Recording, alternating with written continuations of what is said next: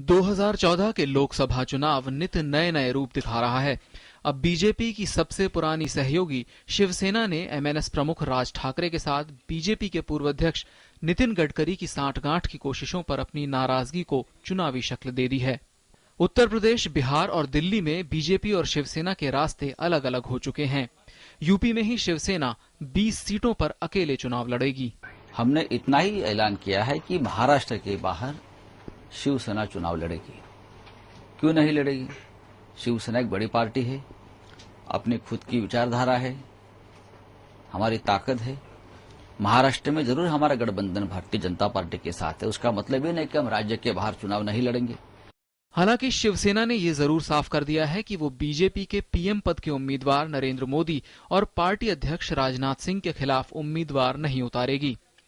इससे पहले मीडिया में खबर आई थी कि शिवसेना वाराणसी में नरेंद्र मोदी के खिलाफ और लखनऊ में राजनाथ के खिलाफ उम्मीदवार उतारने का मन बना रही है।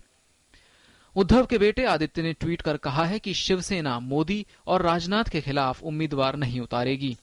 हमारे संपर्क प्रमुख ने कहा कि हम बनारस से और लखनऊ से चुनाव में शिवसेना अपने कैंडिडेट नहीं उतारेगी। बीजेपी और शिवसेना के बीच रिश्तों की इस रस्साकशी पर विरोधी दल हमला करने से नहीं चूक रहे हैं।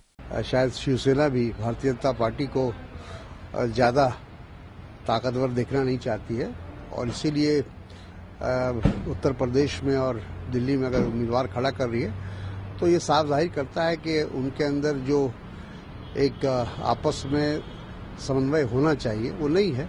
हालांकि बीजेपी ने साफ किया है कि दोनों पार्टियों के पुराने संबंध हैं जो किसी भी सूरत में टूट नहीं सकते। भारतीय जनता पार्टी और शिवसेना के बीच के रिश्ते हैं, इतने गहरे रिश्ते हैं, अटूट रिश्ते हैं, पुराने रिश्ते हैं।